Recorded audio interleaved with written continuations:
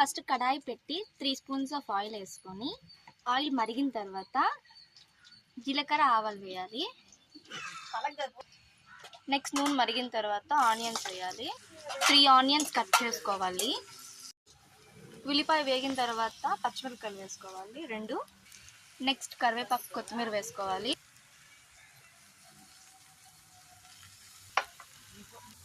Next అల్లం వెల్లుల్లి paste వేసుకోవాలి. పసుపు కారం 2 స్పూన్స్ ఆఫ్ పసుపు, 2 స్పూన్స్ ఆఫ్ కారం వేసుకోవాలి. చిటికెడు ధనియాల పౌడర్. దాన్ని బాగా కలపాలి. కొంచెం అలా ఉంచిన తర్వాత ముందుగా కడిగి పెట్టుకున్న రొయ్యలు దానికి పసుపు కారం వేసి కొంచెం పక్కన మగ్గనివ్వాలి. అది యాడ్ చేయాలి. ఇప్పుడు దీన్ని బాగా కలుపుకోవాలి. మనము ఆ గ్రేవీ మొత్తం రొయ్యలు కంటేలా కలుపుకోవాలి. రుచికి సరిపోయే సాల్ట్ వేసుకోవాలి. నెక్స్ట్ గరం మసాలా పౌడర్ వేసుకోవాలి. కొంచెంసేపు అయిన తర్వాత దాన్ని బాగా కలుపుకోవాలి. దాని తర్వాత రెడీ అయ్యింది ప్రాన్స్ ఫ్రై.